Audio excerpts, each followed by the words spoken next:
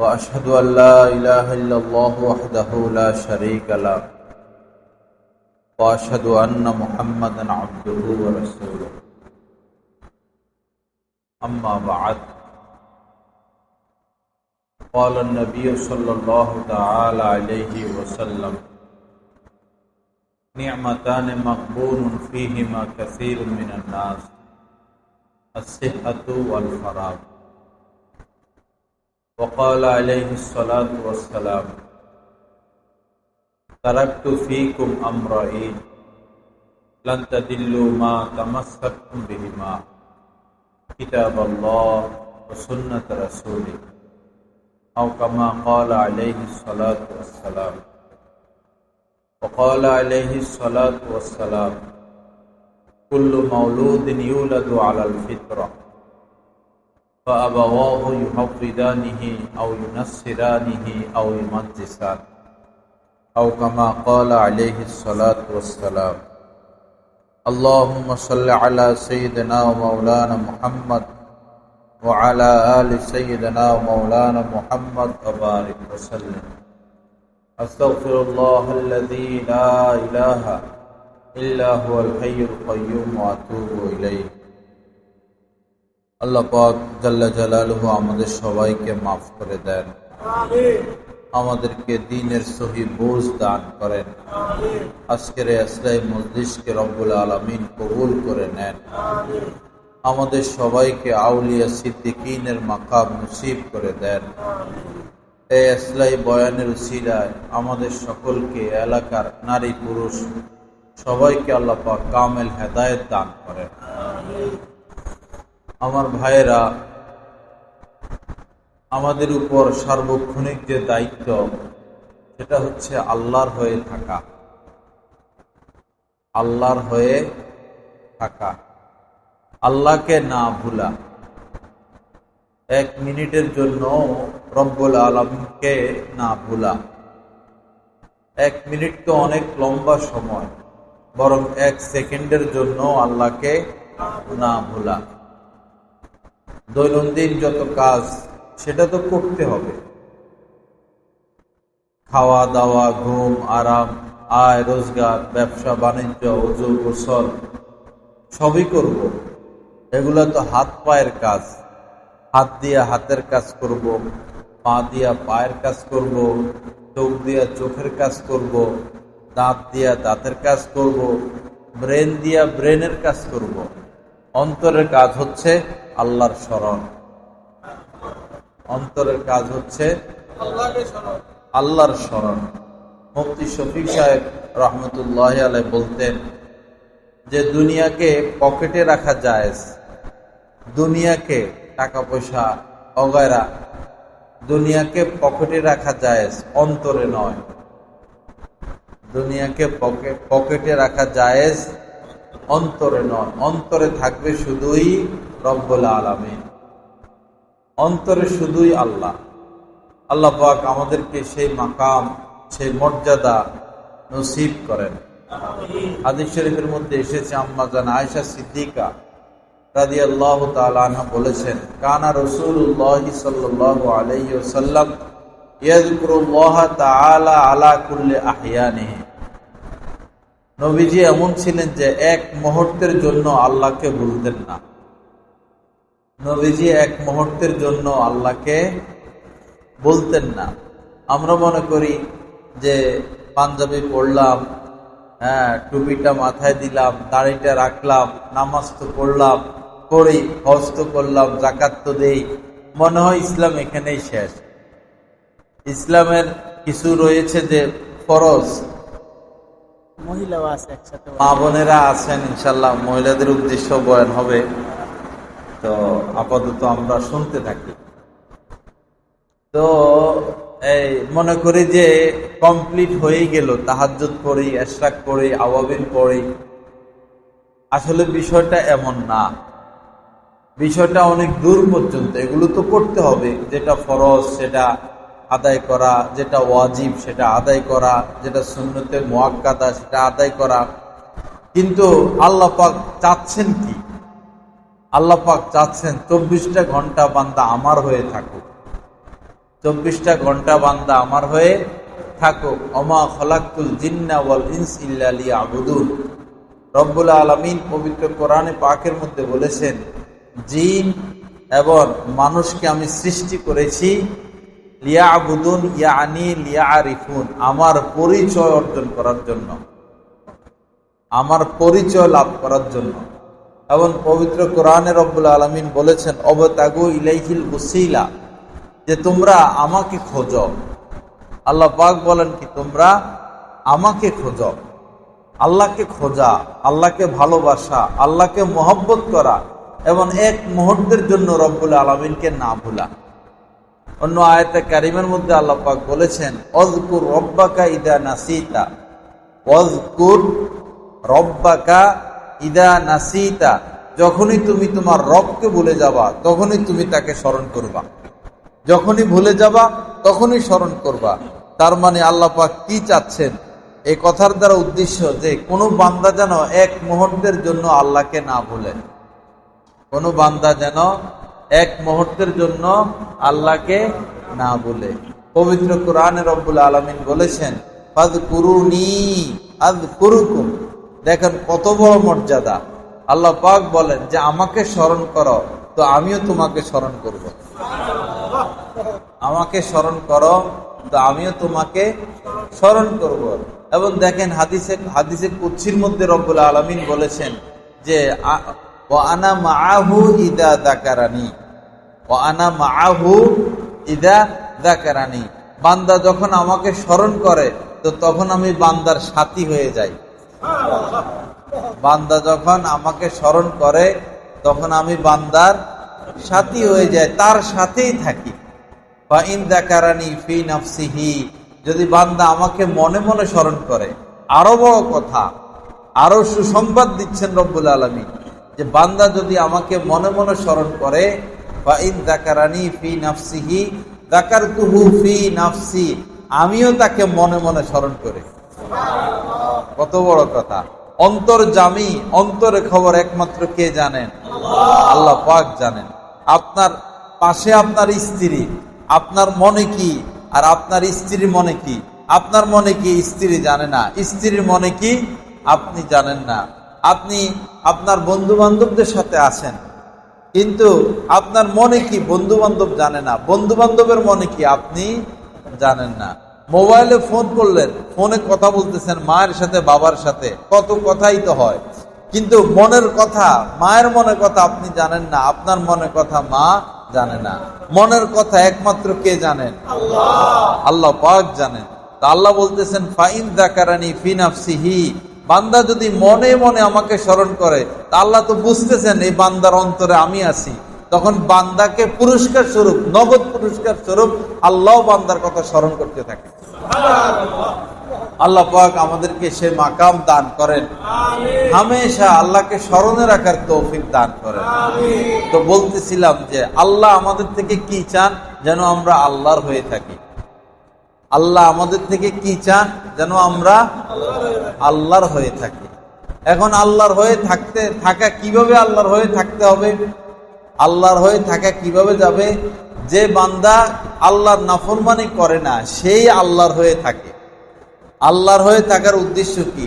যে সে আল্লাহর কোনো নাফরমানি করে না, সেই আল্লাহর হয়ে থাকা। এখন মনে করুন যে গল্প হচ্ছে, আসতে দেখলাম যে দোকানে আশপাশ বহু মানুষ বসা, তো মনে করুন গল্প হচ্ছে, গল্প করা তো নিষেধ না, খোঁজ খবর নেওয়া নিষেধ না, কিন্তু যদি গীবত শুরু হয়ে যায়, যদি কি শুরু হয়ে গেল? গীবত শুরু হয়ে গেল, তো বোঝা গেল এতক্ষণ আপনার সাথে আল্লাহর রহমত ছিল, এতক্ষণ রহমত ছিল, এখন আপনি আল্লাহর নাফরমানি শুরু করলেন, এখন রহমত থেকে আপনি বঞ্চিত হয়ে গেলেন। আল্লাহর হয়ে থাকা মানে আল্লাহর কোনো নাফরমানি না করা। এরপরে মনে করুন দিলকে অন্যের জন্য পরিষ্কার রাখা, দিলকে সকল মুসলমানের জন্য পরিষ্কার রাখা। হাদিস শরীফের মধ্যে এসেছে, নবীজি বলেন যে আদ-দীন ও আন-নাসিহা, দিন হচ্ছে আন্তরিকতার নাম, আন্তরিকতা, হিতাকাঙ্ক্ষী, শুভকামনা। দিন হচ্ছে শুভকামনার নাম। সাহাবায়ে কেরাম জানতে চাইলেন, ইয়া রাসূলুল্লাহ, কার জন্য আমরা শুভকামনা করব? আমরা শুভকামনা কার জন্য করব? তো নবীজি বলেন যে লিল্লাহি, শুভকামনা আল্লাহর জন্য, অলি রসুলিহি, অলি কিতাবিহি, আল্লাহর কিতাবের জন্য, অলি রসুলিহি, রাসূলের জন্য, অলি আইম্মাতিল মুসলিমিনা, মুসলমান যে নেতৃবর্গ, ইমাম, তাদের জন্য, ও আম্মাতিহি, সাধারণ মুসলমানের জন্য কি থাকা? আন্তরিক থাকা। এটার নাম হচ্ছে দিন। আসল দিন হচ্ছে সাধারণ মুসলমানের জন্য কি থাকা? আন্তরিক থাকা। সবাই ভালো থাকুক, সবাই সুখে থাকুক, সবাই শান্তিতে থাকুক, সবাই রিজিক পাক, সবাই এরকম আরামে থাকুক, সুখে থাকুক, এই কামনার নাম হচ্ছে দিন। আমাদের এই এক সমস্যা, আমরা একজন আরেকজনের ভালো দেখতে পারি না, এটাই বড় সমস্যা। এমনকি আপন দুই ভাই যখন বড় হয়ে যায়, বিয়ে শাদী করে, ঘর সংসার করে, তখন এই এক ভাই আরেক ভাইয়ের ভালো দেখতে পারে না। এক ভাইয়ের টাকা পয়সা হচ্ছে, আরেক ভাইয়ের টাকা পয়সা হচ্ছে না। এক ভাইয়ের ছেলেরা ভালো শিক্ষিত হচ্ছে, আরেক ভাইয়ের ছেলেরা ভালো শিক্ষিত হচ্ছে না। তখন আপন দুই ভাইয়ের মধ্যেও এই শুভকামনা আর থাকে না। তো ওইটাই দিন, যখন আমরা এক মুসলমান আরেক মুসলমানের জন্য কি হব? শুভকামী হব, হিতাকাঙ্ক্ষী হব, আন্তরিক হব। তখন আমার আপনার মধ্যে পুরোপুরি কি আসলো? দিন আসলো, পুরোপুরি দিন আসলো। যখন আমরা এক মুসলমান আরেক মুসলমানের মধ্যে কি হব? আন্তরিক হব, হিতাকাঙ্ক্ষী হব, যে সে ভালো থাকুক। দেখা যায় এরকম যে দোকানে আগুন লাগলো, কোনো এক মুসলমানের দোকানে আগুন লাগলো, তো ঢাকার মেহমান না, ওই যে গত ইয়েতে দেখা হচ্ছিল উনি, হ্যাঁ, ভাইয়ের দোকানে আগুন লাগলো। এখন এই যে বিপদটা তার উপর আসলো, এটা কি শুধু তার বিপদ না, আমাদের সমস্ত মুসলমানের বিপদ। একজনের, কোন এক মুসলমান এই পিছলা খাইয়া পড়ে পা ভেঙে গেল, এই বিপদটা শুধু এই মুসলমানের নাকি আমাদের সকল মুসলমানের? সকল মুসলমানের। দেখুন, যখন হযরত শাহজালাল রহমতুল্লাহ আলাইহি উনি ইয়েমেনে ছিলেন, ইয়েমেনবাসী যখন শুনলেন যে বাংলাদেশের সিলেটে এক হিন্দু রাজা এক মুসলমানের হাত কেটে ফেলছে, হিন্দু রাজা এক মুসলমানের হাত কেটে ফেলেছে, এই প্রতিশোধ নেওয়ার জন্য তিনি কোথায় থেকে আসছেন? ইয়েমেন থেকে আসছেন। এখন বৈরব থেকে প্রাইভেট কারে আমরা সিলেট গেলে গাড়িতে বসতে বসতে কষ্ট লাগে, 4 ঘন্টা 5 ঘন্টা লাগে। আর এখন তো জ্যাম, এখন 1-2 দিন লাগে। 1-2 দিনে সিলেট যাওয়া মুশকিল হয়ে যায়, এত জ্যাম। তো তিনি ইয়েমেন থেকে সিলেট পর্যন্ত এসেছেন এক মুসলমানের কি নিয়া? ব্যথা নিয়া, দরদ নিয়া, ব্যথা নিয়া, দরদ নিয়া। আর আজ আমাদের মুসলমানদের পরিণতি এই যে আমরা এক মুসলমান আর এক মুসলমানের পা ভাঙিয়ে দিই ধইরা সামান্য জায়গা। তো বলতেছিলাম, একটা দোকানে আগুন লাগলো, মুসলমান ভাইয়ের দোকান, এই বিপদ কি তার নাকি আমাদের সমস্ত মুসলমানদের? সমস্ত মুসলমানদের। হাদিস শরীফের মধ্যে এসেছে, আল মুসলিমুনা কা জাসাদিন ওয়াহিদ ইনিশতাকা আইনুহু ইশতাকা কুল্লুহু। যে নবীজি বলেন, সারা পৃথিবীর মুসলমানরা হচ্ছেন একই দেহের ন্যায়। সারা পৃথিবীর মুসলমানরা হচ্ছেন কি? একই দেহের ন্যায়। বোঝানোর জন্য নবীজি বলতেছেন যে তোমার পুরা শরীরের মধ্যে শুধু চোখ ব্যথা, চোখে অসুখ, চোখ উঠছে, চোখ ব্যথা, এই ব্যথা কি শুধু চোখে অনুভব করে না পুরো বডিতে অনুভব করে? পুরো বডিতে। কারো মাথা ফেটে গেল, এখন ব্যথাটা কি শুধু মাথা অনুভব করে না পুরো শরীর অনুভব করে? নবীজি বুঝার জন্য কথা বলেন অনুরূপ ভাবে সারা পৃথিবীর যে কোনো এক মুসলমানের বিপদ, এটা শুধু তার বিপদ নয়, এটা সমস্ত মুসলমানদের বিপদ। গাজাবাসীর জন্য কাঁদে নাই এমন মুসলমান কি আছে? দোয়া করে নাই এমন মুসলমান কি আছে? না। বোঝা গেল গাজাবাসীর ক্ষেত্রে যেমন আমরা হিতাকাঙ্ক্ষী হলাম, শুভকামী হলাম, সমস্ত মুসলমানদের জন্য আমাদের এরকম কি হতে হবে? হিতাকাঙ্ক্ষী হতে হবে। তখন আমার আপনার মধ্যে দিন আসবে, তখন আমার আপনার মধ্যে দিন আসবে। কাহার প্রতি হিংসা রাখা যাবে না, কাহার প্রতি হিংসা রাখা যাবে না। হিংসা বড় বড় ভয়ঙ্কর, হিংসা বড় ভয়ঙ্কর বিষয়। হাদিস শরীফের মধ্যে এসেছে, ইয়াকুমুল হাসাদ ফাইন্নাল হাসাদা, আমার কথা আপনারা বুঝেন তো নাকি? হ্যাঁ, নাকি বেশি ঘন বলে ফেলতেছি? ইয়াকুমুল হাসাদ ফাইন্নাল হাসাদা ইয়াকুলুল হাসানাত কামা তাকুলুন নারুল হাতাব। নবীজি বলেন যে অবশ্যই, ইয়াকুম মানে কি, অবশ্যই তোমরা হিংসা থেকে বেঁচে থাকো। আমাদেরকে বলতেছেন অবশ্যই তোমরা হিংসা থেকে বেঁচে থাকো। হিংসা যদি করো তো কি হবে, যে আগুন যেভাবে শুকনা লাকড়ি, শুকনা লতা পাতা, শুকনা ঘাসকে জ্বালিয়ে ছাই বানাইয়া দেয়, হিংসা করলে এই হিংসা তোমার নেক আমলকে এভাবে জ্বালাইয়া ছাই করে ফেলবে। তো লাভ না ক্ষতি? ক্ষতি। ক্ষতি ক্ষতি কি? এত কষ্টের নেক আমল হিংসা করলে শেষ।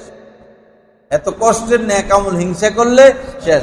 এখন হিংসা করব নাকি শুভকামনা করব? মনে করেন আপনি হেঁটে যাচ্ছেন, এখন দেখলেন যে সুন্দর একটা বিল্ডিং করতেছে, এক মুসলমান ভাই বিল্ডিং করতেছে, থাকবে, এটা তো সে আমার মুসলমান ভাই, আল মুসলিম আকুল মুসলিম, এক মুসলমান আর এক মুসলমানের ভাই, তো সে বিল্ডিং করতেছে কেমন যেন আমি বিল্ডিং করতেছি, তার সুখ কেমন যেন আমার সুখ, তার দুঃখ কেমন যেন আমার দুঃখ। এখন আপনার ভিতরে জ্বলে যে আমি টিনের ঘরে থাকি আর দেখছো বিল্ডিং করে, আপনার ভিতরে জ্বলে জ্বলে, আপনার ভিতরে জ্বলে। আপনি এখন শুভকামনা করবেন তো দূরের কথা, আপনি কামনা করতেছেন দুনিয়ার কত জায়গায় ঠাডা পড়ে, এই বিল্ডিংটার উপর একটা ঠাডা পড়তো। এটা শুভকামনা হইল না কুকামনা হইল? এখন আপনি যে এই মুসলমানের ক্ষতি কামনা করতেছেন, এই কারণে এটা কি আল্লাহ বুঝতেছেন কিনা? আল্লাহ জানেন কিনা? তো আল্লাহ তো তাকে বিল্ডিং করার তৌফিক দিছেন। এখন আপনি তার বিল্ডিংটা পছন্দ করেন না, আপনি চাইতেছেন বিল্ডিংটা আগুন লাগুক, ঠাডা পড়ুক, এটা কি আল্লাহ পছন্দ করতেছেন? না। তো আপনি আল্লাহর কাছে ভালো সাজলেন না খারাপ সাজলেন? আল্লাহর নৈকট্যশীল হলেন না আল্লাহ থেকে দূরে সরে গেলেন? তো বুঝে গেল হিংসা করব না রহমত কামনা করব? রহমত কামনা করব, ভালো কামনা করব। মনে করেন আপনি হেঁটে যাচ্ছেন, আপনি রিক্সা দিয়ে যাচ্ছেন, হেঁটে যাচ্ছেন, এখন অনেক কাজ, অনেক কাজ, যেমন একজন গরিব মানুষ দেখলেন, একজন গরিব মানুষ দেখলেন, আপনার ভিতরে যদি ঈমান থাকে, আপনি যদি কোনো আলেম ওলামার সোহবত পেয়ে থাকেন, যদি মুসলমানদের প্রতি দরদ থাকে, একজন গরিব মানুষ পাইছেন, দেখছেন, সাহায্য করতে পারেন বা না পারেন, অন্তত ভিতরে ভিতরে বলবেন আল্লাহ এই গরিব মানুষটা দুঃখ কষ্ট আপনি দূর করে দেন, আল্লাহ এই গরিব মানুষটা দুঃখ কষ্ট দূর করে দেন। আপনি দেখতেছেন যে রিক্সা করে একজন অসুস্থ মানুষকে হাসপাতালে নিয়ে যাচ্ছে, তারে আপনি চিনেন না, আপনারা সে চিনে না, সে যেই হোক, কিন্তু আপনার উপর একটা দায়িত্ব। আল্লাহ তো আল্লাহ মুহূর্তে মুহূর্তে আমাদেরকে পরীক্ষা করেন, রব্বুল আলামিন আমাদেরকে মুহূর্তে মুহূর্তে পরীক্ষা করেন, রব্বুল আলামিন আমাদেরকে মুহূর্তে মুহূর্তে তারাক্কি দিতে থাকেন। আপনি যখন রোগী দেখলেন, সাথে সাথে আপনার বলা দরকার আল্লাহ তাকে আপনি সুস্থ করে দেন, আল্লাহ তাকে আপনি সুস্থ করে দেন। হিত কামনা করা, কল্যাণ কামনা করা। আপনি কোথাও যাচ্ছেন, এক লোক শরবত বিক্রি করে রাস্তার পাশে বৈশা, সকালবেলা বা দুপুরবেলা কাস্টমার নাই, বা দোকান খুলে বৈশা রয়েছে কাস্টমার নাই, আপনি তো হেঁটে যাচ্ছেন, কাজ তো নাই, আপনি এই কথা বলেন না আল্লাহ তার শরবতের কাস্টমার বাড়াইয়া দেন, তার দোকানে কাস্টমার বাড়াইয়া দেন, তার রিজিকের মধ্যে বরকত দেন। এটা কইলে কি আমাদের কোনো ক্ষতি হচ্ছে? ক্ষতি হচ্ছে না। কি হচ্ছে? আমি শুভকামী হইলাম। আমি কি হইলাম? শুভকামী হইলাম। আমি যদি এক মুসলমানের শুভকামী হই, মুসলমান না হোক, সাধারণ জনতা হোক, যদি হিন্দু হয়, খ্রিস্টান হয়, বৌদ্ধ হয়, তাদের অকল্যাণ কামনা তো করা যাবে না। একজন হিন্দুর সাথে দেখা, অসুবিধা কি আপনি বলেন না আল্লাহ তাকে ঈমান দান করেন। আমাদের মাদ্রাসার পাশে একটা লোক জুতা শিলা, হিন্দু মানুষ, মনে হয় বয়স 80-র উপরে হবে, বুড়া, একদম বুড়া, আমারে চিনে, মহব্বত করে। আমি যখনই দেখি তখনই তার জন্য দোয়া করি আল্লাহ তাকে ঈমান দান করেন, আল্লাহ তাকে ঈমান দান করেন, আল্লাহ তাকে ঈমান দান করেন।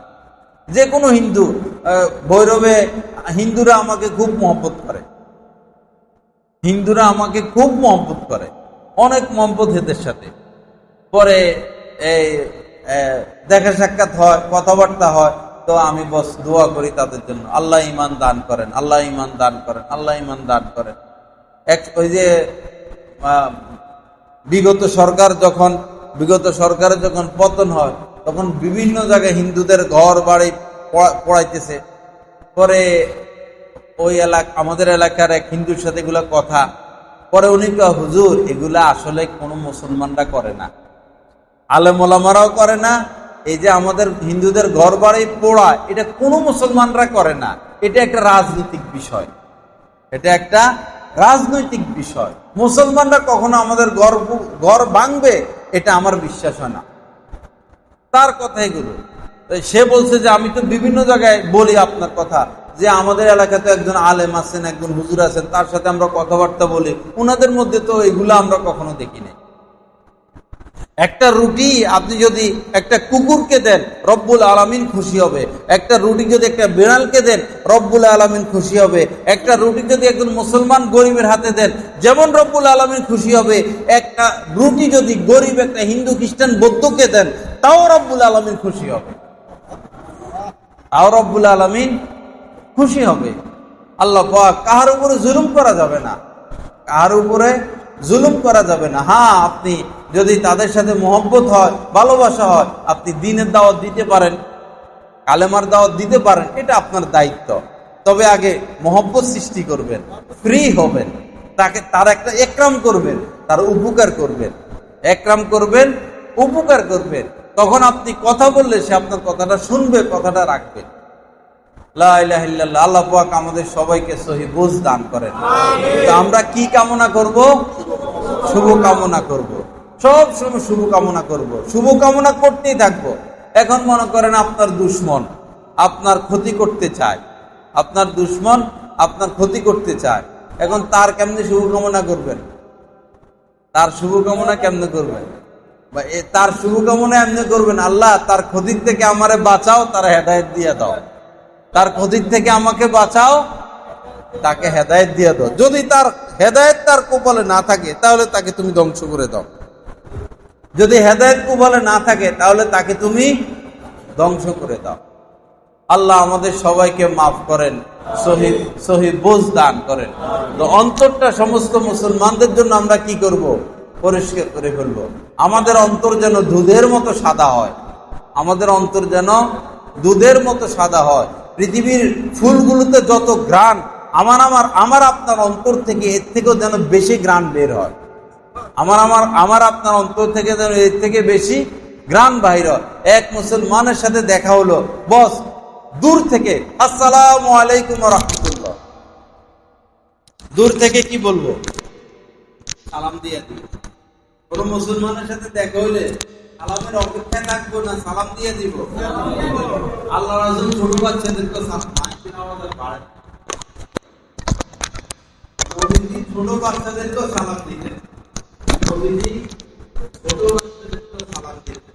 আমরা এমন কিছু মানুষকে দেখি সমাজে আছে যারা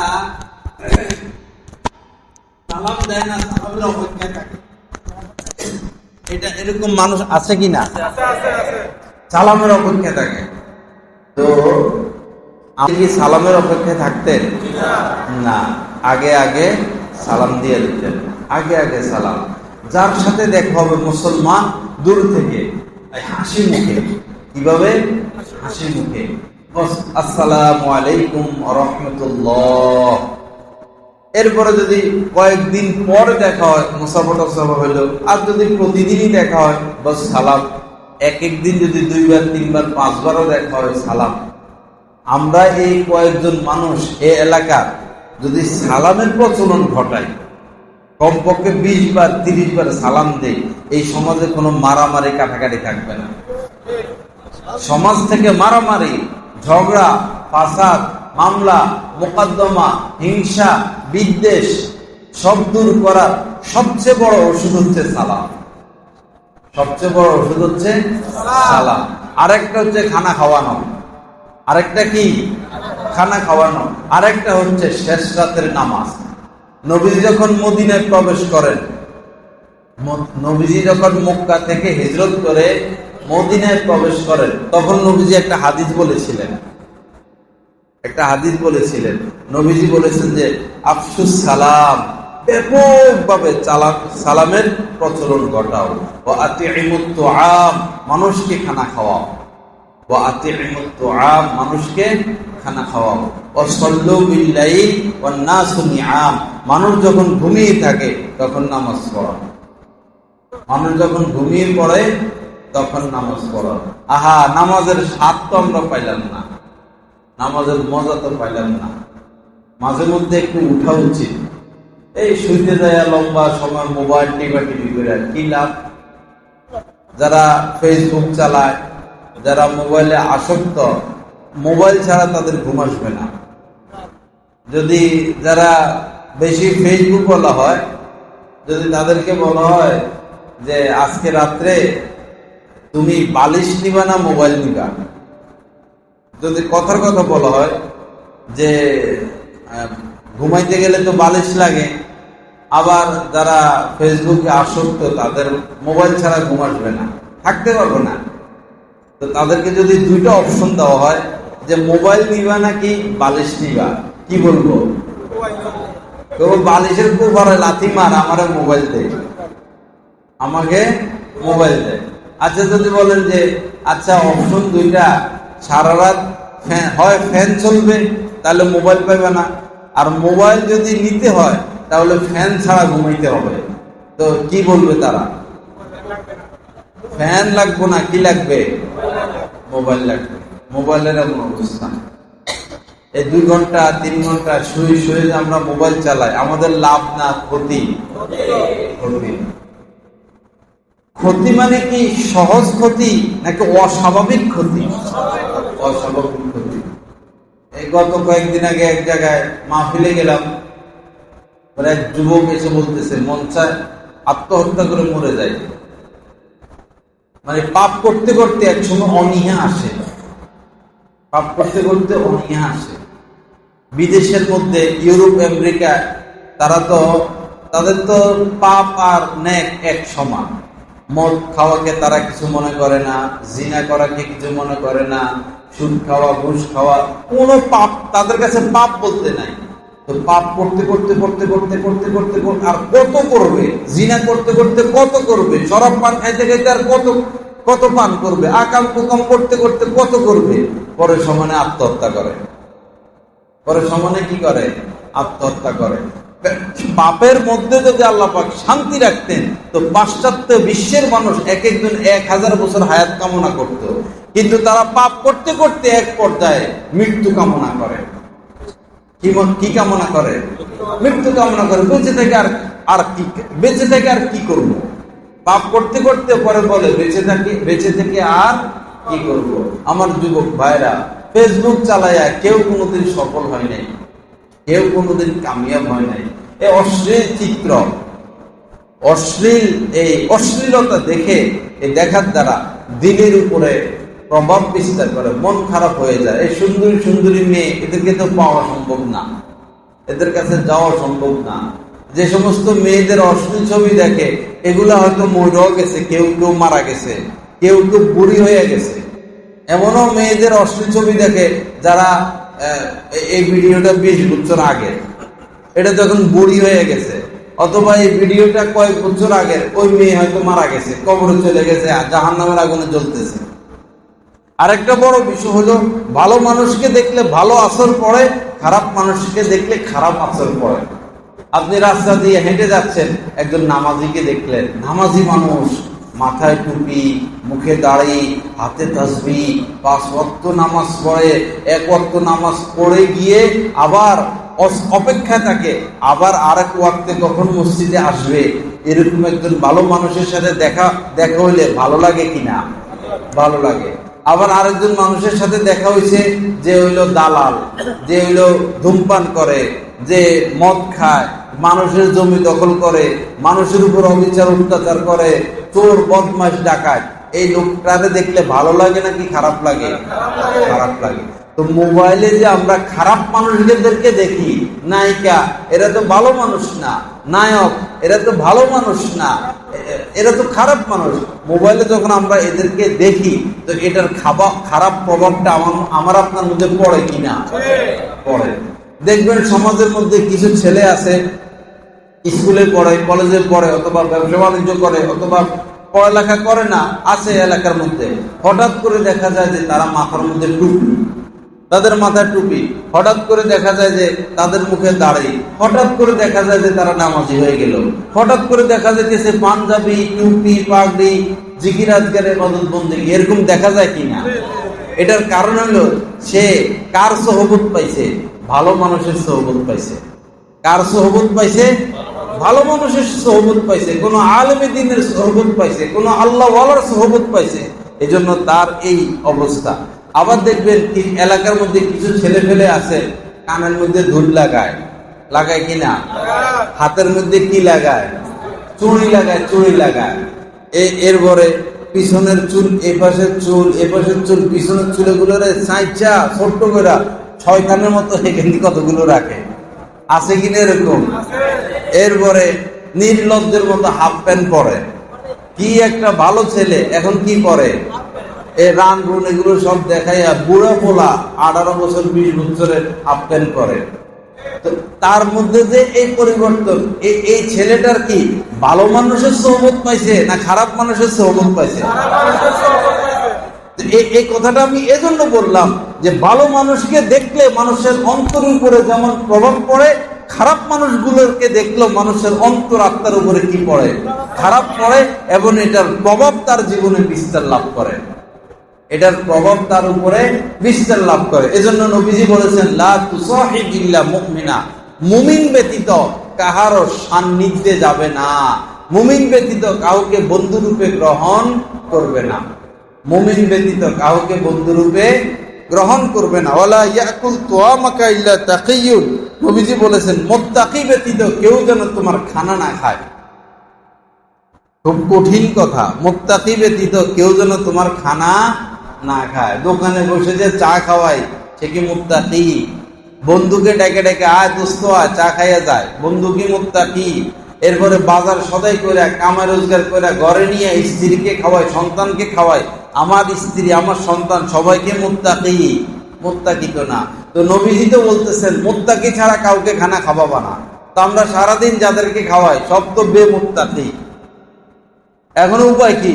উপায় হইল চেষ্টা চালায় যাইতে হবে, স্ত্রীকে মুত্তাকি বানানোর জন্য চেষ্টা চালায় যাইতে হবে, সন্তানকে মুত্তাকি বানানোর জন্য চেষ্টা চালায় যাইতে হবে।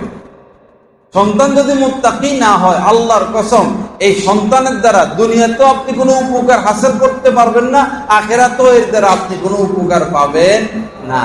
দুনিয়াতেও এই সন্তানের থেকে কষ্টের উপরে কষ্ট, দুঃখের উপরে দুঃখ পাবেন, আখিরাতেও এই সন্তানের দ্বারা যার্রা পরিমাণ উপকার পাবেন না, বরং আপনাকে পিতা হিসেবে সে পরিচয়ই দিবে না। আল্লাহ হেফাজত করেন। এখন আসলে সন্তানকে কিভাবে মানুষ করবেন? মা বোনেরা আছেন, আপনারা শুনেন। এক তো হলো কেউ যদি নেক সন্তান চায়, নেক সন্তান, এখনো বিয়ে শাদী করে নাই, বিয়ে শাদী করবে কিন্তু সে চাচ্ছে নেক সন্তান, তাহলে তাকে প্রথমে একজন নেককার স্ত্রী গ্রহণ করতে হবে। তাকে কি গ্রহণ করতে হবে? নেককার স্ত্রী। আবার কোন মেয়ে সে চাচ্ছে সে মা হবে, নেককার সন্তানের মা, বাইজিদ বুস্তামির মা, বড় পীর আব্দুল কাদের জিলানির মা, খাজা মঈনুদ্দিন চিশতির মা হওয়ার স্বপ্ন দেখে কোনো মেয়ে। এখন তাকে কি করতে হবে? ডলার আলা লোক খুঁজে বাইর করবো নাকি দিনদার লোক? দিনদার লোক, দিনদার লোক। এক বুজুর্গ আলেমের কথা শুনেছি যে তার মেয়ে খুব নেককার, মেয়ে খুব আল্লাহ ওয়ালি নেককার এবং সুন্দরীও। পরে বাদশাহ এটা খবর পাইছে, বাদশাহ খবর পাইছে যে অমুক আলেম তার মেয়েটা খুব নেককার কিন্তু গরিব। বাদশাহ সিদ্ধান্ত নিছে যে তার ছেলেকে দিয়ে এই মেয়েটাকে সে বৌমা করে আনবে। ছেলেকে দিয়া এই দিনদার মেয়েটাকে কি বানাবে? বৌমা বানাবে। এই আলেমী দিন যখন এটা শুনছে যে রাজার চোখ পড়ছে আমার মেয়ের দিকে, সে পুত্রবধূ বানাবে, রাজাও দিনদার নয়, রাজার ছেলেও দিনদার নয়, আমার মেয়ে দিনদার, আমি তো বদ্দিন ছেলের হাতে আমার মেয়েকে তুলে দিতে পারি না। এই খবর পাইছে ওই আলেমী দিন।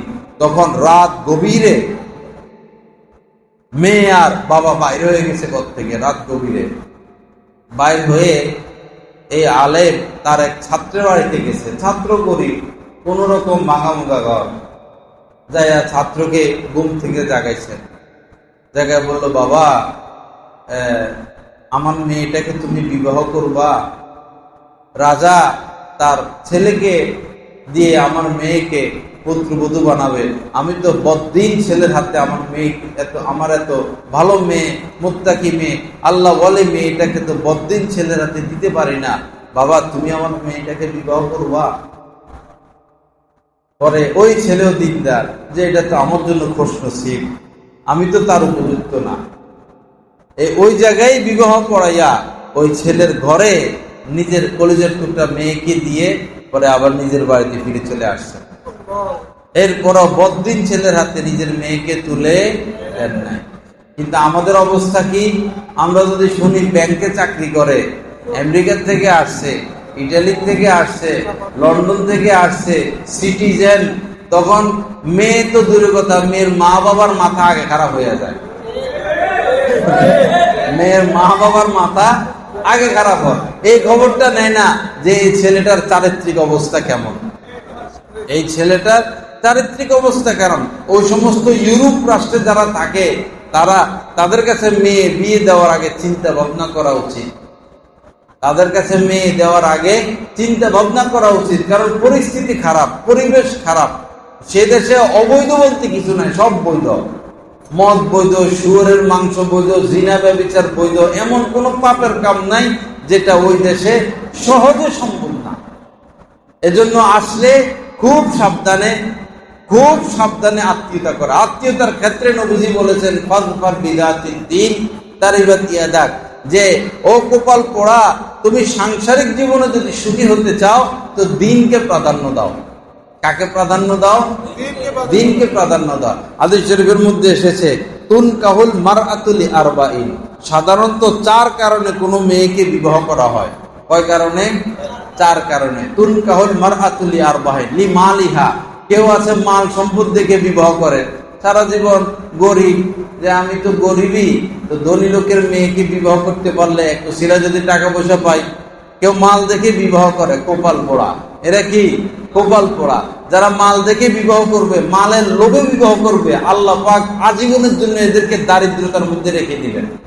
এই জন্য মাল দেখে বিবাহ করতে নাই।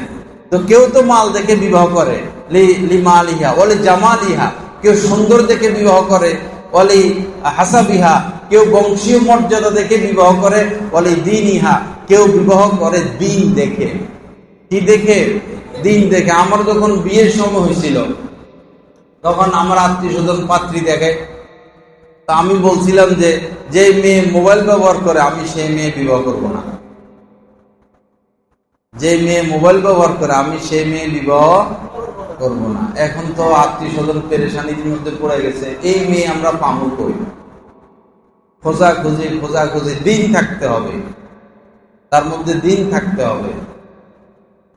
নিজ থেকে পর্দা করে, নিজ থেকে দিন মোতাবেক চলে। অনেক 2 বছর লাগছে, প্রায় কয় বছর লাগছে? 2 বছর লাগছে। পরে আমার যিনি স্ত্রী হইলেন, পরে আমি বলছে আমাকে অনেক কথা, যে আমার শাশুড়ি আমার স্ত্রীকে বিবাহিত কোনো মহিলাদের সাথে মিশতে দিত না। আমার শাশুড়ি আমার স্ত্রী সহ তারা 3 বোন, তাদেরকে বিবাহিতা মহিলাদের সাথেও মিশতে দিত না। আমার শাশুড়ি বলতেন যে বিবাহিত মহিলাদের মুখ পাতলা, এমন এমন কথা বলবে যেটা আমার মেয়ে জানে না, পরে আমার মেয়ের ক্ষতি হবে। এবং আমার স্ত্রীর সমবয়সী তার মামা আছে, সমবয়সী মামা, এই মামাদের সাথে মিশতে দিত না। তো এরা বলতো মামার সাথে তো পর্দা নাই। তো আমার শাশুড়ি বলতেন পর্দা না থাকুক, সমবয়সী, তো পর্দা না থাকুক, সমবয়সী, শুধু কি খবর কেমন আছো এতটুকু, আর কোনো গল্প সল্প করতে দিত না। এরপরে মোবাইল ঘরে, বলতো যে আত্মীয় স্বজনের সাথে কথা বলার দরকার হইলে, যেমন নানির সাথে কথা বলা বা এরকম খালার সাথে কথা বলা, শুধু কথা বলার জন্য মোবাইলটা দিত, ছোটটা কোটি, কথা বলা শেষ, মোবাইলটা নিয়ে ডয়ের ভিতরে ঢুকাইয়া তালা মেরে রাখত। তো যে যেমন চায় আল্লাহ পাক তার জন্য তেমন মিলান। আল খাবিসাতু লিল খাবিসিন, যারা যুবক ছেলে আছে বা যুবক ছেলেদের মধ্যে যারা বখাটে বা মেয়েদের মধ্যে যারা বখাটে, এরা ভালো ছেলে পছন্দ করে না। এদেরকে যদি বলেন যে ছেলেটা ভদ্র, নামাজি, পাগড়ি পরে, দাড়ি রাখে, নেককার, গুনাহ করে না, থুতু মারবো। এই বখাটে মেয়ে এগুলার যদি বলে যে কানের মধ্যে দুল লাগায়, হাতের মধ্যে চড়ি পরে, ল্যাংটা হইয়া হুন্ডা চালা, হাফ প্যান্ট পরে, এটা ঠিক আছে, এটা ঠিক আছে। কারণ আল খাবিসাতু লিল খাবিসিন, যারা নাপাক এরা নাপাককে পছন্দ করবে, যারা নাপাক এরা নাপাক গুলোকে পছন্দ করবে। আর যারা পবিত্র এরা কখনো অপবিত্রকে পছন্দ করবে না, কখনো করবে না। আমার শাশুড়ি আমার কাছে ফোন দিয়ে বলতেন যে জামাই, এত কষ্ট করে মেয়েদেরকে পালছি, যদি কোনো আলেমের হাতে তুলে দিতে না পারি তা আমার জীবনটা তো শেষ, আমার মেয়েদেরও জীবন শেষ, আমারও জীবন শেষ, আমার মেয়েদেরও জীবন শেষ। এজন্য আমার মা বোনেরা, আমার ভাইরা, আমার অভিভাবকেরা এই শুধু টাকা টাকা টাকা টাকা টাকা টাকা এগুলা নয়, আগে দিন দেখেন। মেয়েটাকে বিবাহ দিবেন, আগে দিন দেখেন, দিন আছে কিনা, অথবা দিন আসার সম্ভাবনা আছে কিনা। এরপরে টাকা পয়সা, বংশীয় মর্যাদা, পারিবারিক অবস্থা এগুলো পরে, আগে দেখেন ছেলেটার মধ্যে কি আছে কিনা, দিন আছে কিনা। বহু ছেলেরা এখন এই মাদক সেবী, ইয়েবা খায়, গাঁজা খায়, সিগারেট খায়, জুয়া খেলে, একটা দুইটা নয়, এই দেশের লক্ষ লক্ষ মানুষ এখন এই নেশাগ্রস্ত। যে মেয়েটার স্বামী নেশাগ্রস্ত তার কত কষ্ট, প্রতিটা রাত সে একটা নেশাখোর স্বামীকে বরণ করতে হয়। একটা মেয়ে প্রতিটা রাত সে নেশাখোর স্বামীকে বরণ করতে হয়। নেশাখোরের কি মাথা ঠিক আছে, না মেজাজ ঠিক আছে, না রুচি ঠিক আছে, না এর আখলাক ভালো, না স্বভাব ভালো, না চরিত্র ভালো। এখন আপনি ধন দেখে বিবাহ দিচ্ছেন, কিছুদিন পরে আপনার জামাতা মদ খাওয়া শুরু করলো, গাঁজা খাওয়া শুরু করলো, এখন ধন দিয়ে কি করবেন, সম্পদ দিয়ে কি করবেন? এজন্য বেশি ধনী ধনী ধনী ধনী খুঁজবেন না, একটা ভালো ছেলে খোঁজেন, একটা ভালো ছেলে খোঁজেন। আমাদের এলাকায় আমার মুসল্লি তার ছেলেকে বিবাহ করাবে, ধনী মানুষ, পরে মেয়ে পছন্দ হয়েছে, সব পছন্দ, মেয়ে পক্ষ ছেলে পছন্দ, সব ঠিক আছে, বিয়ের কথাবার্তা শুধু ডেটটা পড়বে। এই সময় খবর পাইছে যে ওই মেয়ের বাবার এই সিগারেট খাওয়ার অভ্যাস আছে। মেয়ের বাবার কি অভ্যাস আছে? সিগারেট খাওয়ার।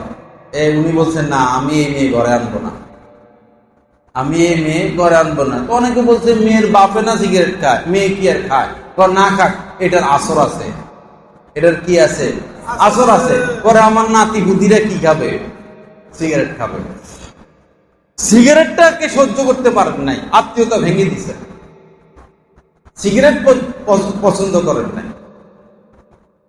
লা ইলাহা ইল্লাল্লাহ, আল্লাহ পাক সহিহ বুঝ দান করেন। মেয়েটা বিবাহ দেওয়ার আগে পরিষ্কার কথা, মেয়েটা বিবাহ দেওয়ার আগে ছেলেকে দেখবেন তার আয় রোজগার কি, ছেলেকে দেখবেন আয় রোজগার কি, তার আয় হালাল কিনা, সে হালাল পথে কামায় কিনা। মনে করেন যদি সে কোনো এনজিওতে চাকরি করে, অথবা সে ব্যাংকে চাকরি করে, অথবা সে এমন চাকরি করে সুদের সাথে লিপ্ত, তাহলে আল্লাহ রস্তে পা দুইটা ধরে বলি, আপনার মেয়েটাকে জবাই করবেন না, আপনার মেয়েটাকে জবাই করবেন না। ইনকাম যে ছেলের সাথে আপনি আত্মীয়তা করবেন তার ইনকাম 1 লাখ নয়, 50,000 নয়, মাত্র 10,000, সংসার চলবে কিন্তু হালাল, হালাল। এই ছেলের সাথে যদি আত্মীয়তা করেন, এই 10,000-এর মধ্যে আল্লাহ পাক 10 লক্ষ টাকার বরকত দিয়ে দিবেন। আর যেমন ছেলের সাথে আত্মীয়তা করবেন যে ছেলের ইনকাম 10 লাখ, আসে কিসের পথে? কালো পথে, সুদের পথে, ঘুষের পথে, অন্যায়ের পথে, এমন চাকরি করে যে চাকরির বেতন বৈধ নয়। তো এই 10 লক্ষ টাকা ইনকামওয়ালা ছেলের সাথে আত্মীয়তা করবেন, 10 টাকার বরকতে পাবেন না, 10 টাকার বরকত পাবেন না। এই অসুখ, এই বিপদ, মন খারাপ থাকে, এই কিডনি শেষ হয়ে যায়, এই ফুসফুস শেষ হয়ে যায়, এই হার্ট নষ্ট হয়ে যায়, এই গাড়িতে অ্যাক্সিডেন্ট। 12টা মাস যাদের আয় রোজগার হারাম, 12টা মাস তারা বিপদের মধ্যে থাকে, 12টা মাস। এটা বিপদ থেকে উদ্ধার হইতে পারে না, কারণ এদের সাথে তো আল্লাহর যুদ্ধের ঘোষণা, এদের সাথে কার যুদ্ধের ঘোষণা? আল্লাহ পাক যুদ্ধের ঘোষণা করছেন, ইয়া আইয়ুহাল্লাযীনা আমানুত্তাকুল্লাহ। আল্লাহ পাক বলেন, হে মুমিনরা, যদি তোমরা আল্লাহকে ভয় করো, তোমরা আল্লাহকে ভয় করো, ওয়াজারু মা বাকিয়া মিনার রিবা, সুদের আগাগোড়া কম বেশ যা আছে সব ছাইড়া দাও। 1 লাখ সুদ খাও না, 1 টাকা খাও, আল্লাহ পাক বলতেছেন বাদ দাও। এই 1 লাখ, এই 1 টাকাও বাদ দাও। সুদের আগাগোড়া যা আছে বাদ দাও, ইন কুনতুম মুমিনিন, যদি তুমি মুমিন হয়ে থাকো। দেখেন, এর থেকে আর ইম্পর্টেন্ট হার্ড আর কোনো কথা নাই। হে ঈমানওয়ালারা, আল্লাহকে ভয় করো, সুদের যতটুকু আছে এ টু জেড সব ছাড়ো, যদি তুমি মুমিন হয়ে থাকো। ইন কুনতুম মুমিনিন ফা ইন লাম তাফআলু, পরবর্তী আয়াতে আল্লাহ পাক বলতেছেন, যদি সুদ না ছাড়ো, ফা ইন লাম তাফআলু, যদি সুদ না ছাড়ো, ফাযানু বিহারবিন মিনাল্লাহি ওয়া রাসূলিহি, তো হে সুদখোর, তোর সাথে আমার যুদ্ধের ঘোষণা, তোর সাথে আমার যুদ্ধের ঘোষণা। আল্লাহ যার সাথে যুদ্ধের ঘোষণা দিয়েছেন, তার কি কোনো উপায় আছে? তার বাঁচার কোনো উপায় আছে? আল্লাহ রস্তে পা ধরে বলি, এই সুদের পথ থেকে বের হয়ে চলে আসে। আমাদের ইমাম সাহেবরা, কওমি মাদ্রাসার শিক্ষকরা, মুয়াজ্জিনেরা কয় টাকা বেতন পায়? সাধারণত 8, 9, 6 এরকম। গত মনে হয় শুক্রবার আমার বয়ান ছিল বৈরব এক জায়গায়। তো যে এলাকায় বয়ান, যে গ্রামে মসজিদে বয়ান, সেই গ্রামের মসজিদের 40 জন ইতালি থাকে। যে একটা গ্রামের মসজিদ, ওই গ্রামের মধ্যে কয়জন ইতালি থাকে? 40 জন ইতালি থাকে। মসজিদ কি ভিআইপি করে করছে, ভিআইপির উপরে ভিআইপি মসজিদ, গ্রামের ভিতরে টাকা আছে। পরে আমি জিজ্ঞেস করলাম বয়ানের পরে, ইমাম সাহেবের বেতন কত? ইমাম সাহেবের বেতন কত? কয় 8,000 টাকা। কত? 40 জন, এই গ্রামের 40 জন কোথায় থাকে? ইতালি থাকে। এক একটা টাইলস কি ভিআইপি, আর ইমাম সাহেবের বেতন দেয় কত? 8,000। কি চায়ের টাকা, না পানের টাকা, না বাচ্চাদের পড়ালেখার খরচ, না জামা কাপড় খরচ, না চাউল কিনবে, না ডাউল কিনবে, না ইলিশ মাছ কিনে খাইবে? ইলিশ মাছ জীবনে কিনতে পারবো? গরুর গোশত জীবনে কিনা সম্ভব? পরে আমি বলছিলাম যে আপনাদের তো বিষ খেয়ে মরা উচিত। এরা আমার মুরিদান বক্তবিন্দু, কিছু বললে অসুবিধা নাই, বলছে আপনাদের বিষ খেয়ে মরা উচিত। পরে কথাবার্তা বাড়তেছে, পরে বললো যে আপনি প্রতি মাসে আমাদের এখানে একবার আসবেন। পর আমি শর্ত দিছি, ইমামের বেতন বাড়াইতে হবে। ইমামের বেতন বাড়াইবেন। আমি বলছি যে গরু জবাই করতে হবে, গরু জবাই করে খিচুড়ি পাকাবেন, তাহলে আসবো। এটা কোনো ব্যাপারই না আমাদের জন্য। 40 জন ইটালি থাকে, গরু জবাই করা কি? পরে বলছি ইমামের বেতন বাড়াইতে হবে। এখন পরে বিদায়ের সময় আমি বারবার এটা চাপ দিছি, ইমাম সাহেবের বেতন বাড়াইবেন। পরে একজন আলেম ছিল সাথে, উনি বলতেছেন, হুজুর 8,000 টাকা বেতন তো এটাও বাকি থাকে। 8,000 বেতন এটাও কি থাকে? এই হচ্ছে আমাদের ইনসাফ, এই হচ্ছে আমাদের ইনসাফ। এটার হিসাবও আল্লাহ পাকের কাছে দিতে হবে। তো বলতেছিলাম যে এই ইমাম সাহেবদের 10-এর নিচে বেতন, কওমি মাদ্রাসার শিক্ষকদের 10, 12, 13,000 টাকা বেতন, তারা কি চলে না? খারাপ খায় না ভালো খায়? ধনীদের মতো খায় না আরো ভালো খায়? পোশাক আশাক কি ধনীদের মতো না আরো উন্নত? ইজ্জত সম্মান ধনীদের থেকে নিচে না উপরে? আখেরাতে ঠকে যাইব, দুনিয়াতে ঠকে গেছে। তো এই ইমামরা, মাদ্রাসার শিক্ষকরা ব্যাংকের থেকে লোন আনে, সিসি আছে, সুদ খায়, ঘুষ খায়, এত সুখী আছে, তারপরে সুদে টাকা আনে না। তো আপনারা আনেন কেন? করোনার সময় আমারে মাস্ক পরানোর জন্য, মাস্ক পরার জন্য, আরে হুজুরে মাস্ক পরে না, মাস্ক পরে না, মাস্ক পরে না। আমি 1 মিনিটের জন্য মাস্ক পরি নাই, হাজার হাজার মানুষের সাথে মুসাফা করছি। কোন ইমাম সাহেবের করোনা হয়েছে? কইতে পারবেন? কোন ইমামরে করোনায় ধরছে? ওই আমাদের ধর্মমন্ত্রী ছিল ওই সময়, শেখ আব্দুল্লাহ, মনে হয় 6টা মাস্ক পরতো। বেচারা করোনা মারা গেছে, আল্লাহ জান্নাতের ফয়সালা করেন। সব কুটিপতি দেখে দেখে দেখে দেখে করুণা আবার মানুষ চিনে। করুণা কি চিনে? মানুষ চিনে। করুণা তালেবে ইলমকে ধরে নাই, হাফেজে কোরআনকে ধরে নাই, কোন আলেমকে ধরে নাই, ধরছে কাদেরকে? দেখে দেখে দেখে দেখে দেখে দেখে। আমাদের গৌরবের একজন 1000 কোটি টাকার মালিক, পরে করুণা ধরছে, এক গাড়ি টাকা লইয়া ঢাকা গেছে। এক গাড়ি টাকা নিয়া ঢাকা যাইয়া হাসপাতালে ঘুরছে, কোথাও একটা সিট নেই, কোথাও একটা সিট পায় না। দেশে আইসা বাসায় ঢুকতে চাইছে, দরজা বন্ধ করে দিতে সন্তানে। বাসায় ঢুকতে চাইছে, ঘরে ঢুকতে দেয়নি। আমি তার সাথে দেখা করতে গেছি, কেউ যায় না। ওর মার্কেটে ছিল, বিশাল বড় মার্কেট, কেউ যায় না। না স্ত্রী খবর নেয়, না সন্তান খবর নেয়, না আত্মীয় স্বজন খবর নেয়। আমি গেছি, পরে বেচারা আমার থেকে দূরে দূরে থাকে। আরে দূরে যান কেন? পরে একটু সাহস পাইছে, পরে একটু আমার সাথে হাঁটামুটা করছে কিছুক্ষণ, খুব শান্তি পাইছে। আমাদের মার্কাজুল ইসলামিয়াতে করোনার রোগীদেরকে গোসল করাইত। করোনার শত শত রোগী ওইখানে গোসল করাইছে। যারা গোসল করাইছে তাদের খবর আমরা পাইছি, প্রথমে তো পিপি লাগাইতো। কত পিপি লাগাইবো? পিপি ভেজাল না, পরে পিপি ফালাইয়া প্রত্যেক দিন 100-150 করোনার লাশ গোসল করায়। তো এদেরকে করোনা ধরছে কেউ বলতে পারবে? আমাদের ভৈরবে আলেম ওলামার টিম হয়েছে একটা, আলেম ওলামাই, যে যত করোনার রোগী আমরা তাদেরকে গোসল করাবো। তো প্রথমে তারা পিপি ব্যবহার করতো, মাস্ক, পিপি একবারে প্লাস্টিকের প্যাকেট একটা দিকে ঢুইকা লাশ গোসল করাইতো। কত দম বন্ধ হয়ে যায় না? পরে পিপি ফালাইয়া স্বাভাবিকভাবে লাশদেরকে গোসল করাইছে, একজনের তো করোনা হইল না। অথচ আশ্চর্যের বিষয়, এই যখন করোনার রোগীদের জানাজা হবে, ছেলে আসে না, ভাই আসে না, বাবা আসে না, আত্মীয় স্বজন আসে না। এই আলেম ওলামায় মানুষগুলা জানাজাও পড়াইছে, দাফন করছে, কোনো আত্মীয় স্বজন আশপাশেও নাই।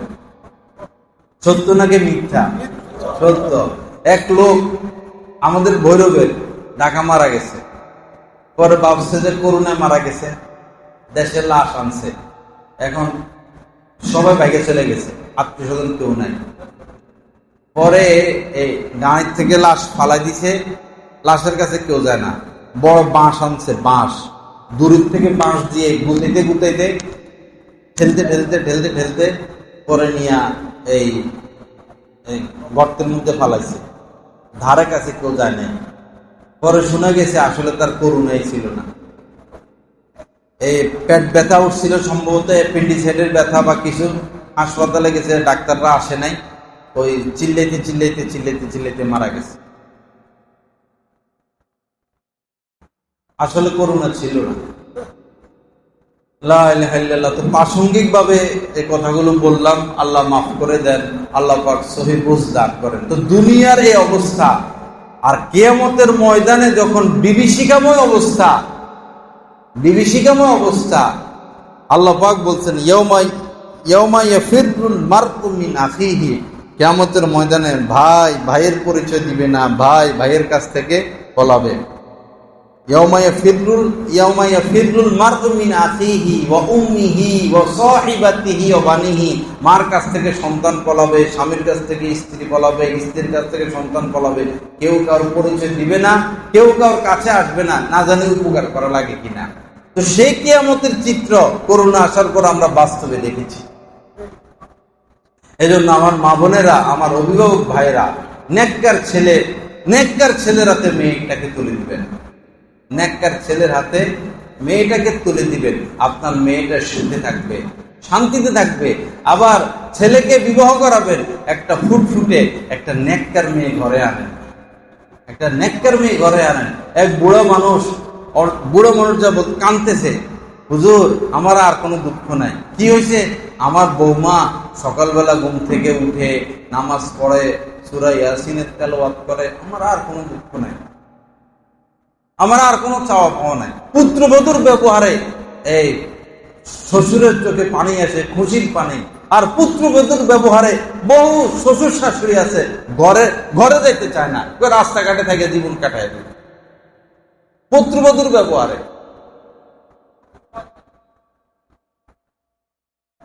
লা ইলাহা ইল্লাল্লাহ। আল্লাহ পাক সহিহ বুঝ দান করেন। আল্লাহ পাক আমাদেরকে নেককারকে প্রাধান্য দেওয়ার তৌফিক দান করেন। আমার মা বোনেরা, হাদিস শরীফের মধ্যে এসেছে যে মহিলা 4টি কাজ করবে, 1 2 3 4টি আমল, 4টা আমল যে মহিলা করবে, মৃত্যুর সাথে সাথে ওই মহিলাকে বলবে জান্নাত, মানে মৃত্যুর পর ওই মহিলাকে বলবে জান্নাতের যে দরজা দিয়ে প্রবেশ করতে মন চায় সে দরজা দিয়ে প্রবেশ করো। ইদা সাল্লাতিল মারআতু খামসাহা, প্রথমটা হচ্ছে কোন মহিলা যদি 5 ওয়াক্ত নামাজ আদায় করে, ইদা সাল্লাতিল মারআতু খামসাহা ও সাওমাত শাহরাহা, রমজান শরীফে রোজা রাখে, ও আহসানাত ফারজাহা, নিজের সতীত্ব এবং নিজের দেহকে হেফাজত করে, ও আতাআত যাওজাহা, এবং নিজের স্বামীর আনুগত্য করে। কয়টা আমল হইল? 4টা। 5 ওয়াক্ত নামাজ, রমজান শরীফের রোজা, নিজের দেহের হেফাজত এবং স্বামীর আনুগত্য। এই 4টা আমল যে মহিলা করবে, নবীজি বলেন যে কিলা দুখুলিল জান্নাতা মিন আইয়ি আবওয়াবিল জান্নাতি শিইতি, মৃত্যুর পর এই মহিলাকে অফার দেওয়া হবে যে জান্নাতের যেই দরজা দিয়ে প্রবেশ করতে মন চায় সেই দরজা দিয়ে প্রবেশ করো। এই আমলটা করার চেষ্টা করবেন। এবং হাদিস শরীফের মধ্যে এসেছে যে আইয়ুমা ইমরাতিন, যে মহিলা এমন ভাবে মারা গেল, ওয়া যাওজুহা আনহা রাদিন, যে তার স্বামী তার উপর সন্তুষ্ট ছিল। কোন স্ত্রী যদি স্বামীকে সন্তুষ্ট রেখে মারা যায়, দাখালাতিল জান্নাহ, নবীজি বলেন সোজা সে জান্নাতে চলে যাবে, সোজা সে জান্নাতে চলে যাবে। স্বামীর খেদমত ইবাদত, স্বামীর খেদমত ইবাদত। ঢাকা এক মহিলা মারা যাবে, হাসপাতালে শোয়া, এই কিছুক্ষণের মধ্যে মারা যাবে, তার কিছুই নেই ভিতরে, ডাক্তারদের যেটা বক্তব্য। তো এই শেষ মুহূর্তে এই স্বামী গিয়ে পাশে বসছেন, সিটের মধ্যে মাথার পাশে স্বামী গিয়ে বসছেন। এই স্ত্রী কিছুক্ষণ পরে মারা যাবে। তো এই স্ত্রী হাতটা বের করে, হাতটা বাড়াইয়া স্বামীর কোমরের দিকে হাতটা এনে কোমরটা একটু টিপি দিচ্ছেন। কোমরটা, শক্তি তো নাই, মারা যাবে, একটু একটু টিপি দিচ্ছেন। তো স্বামী বলতেছে যে তুমি কি করতেছ? স্ত্রী বলতেছে আপনার তো কোনো খেদমত করতে পারি নাই, আমার এখন বিদায় নেওয়ার পালা, কিছুক্ষণের মধ্যে আমি চলে যাব, শেষ মুহূর্তে আপনার একটু খেদমত করেছে। নেককার স্বামী কাকে বলে? নেককার স্ত্রী কাকে বলে? যে ব্যক্তি অনেক কিছু পাইছে, রাজার ধন পাইলো, হাজার হাজার কোটি টাকা পাইলো, গাড়ি পাইলো, বাড়ি পাইলো, ছেলে পাইলো, মেয়ে পাইলো, বন্ধু বান্ধব পাইলো, নেতৃত্ব পাইলো, নেককার স্ত্রী পায় নাই, আল্লাহর কসম সে কিছুই পায় নাই, সে কিছুই পায় নাই। আগুনে জ্বলছে সে সারা জীবন আগুনে জ্বলছে। এজন্য দোয়া করতে থাকা, রব্বানা হাবলানা মিন আজওয়াজিনা ওয়া যুররিয়াতিনা কুররাতা আয়ুনিন ওয়াজআলনা লিল মুত্তাকিনা ইমামা। 5 ওয়াক্ত নামাজের পরে দোয়া করা।